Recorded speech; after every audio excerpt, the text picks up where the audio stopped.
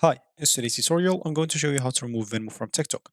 First, if you're looking for an inside app tutorial, this is not the video for you. I'm outside the US and I cannot access Venmo at the moment.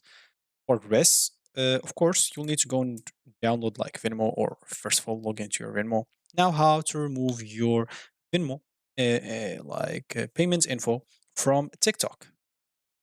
So we'll just go and access an article here by TikTok.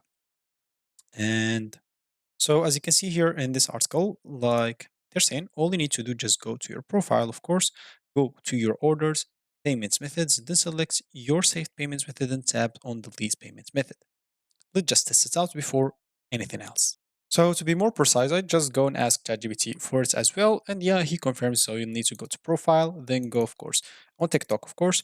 Then go to profile, three lines, go to orders, manage payments methods, and locate Venmo. Tap three dots next to it and choose remove to and link. That's, of course, if you want to do it through TikTok. If you want to do it through your Venmo, you'll have to go to Venmo profile icon at the right corner. Normally, you will find it here.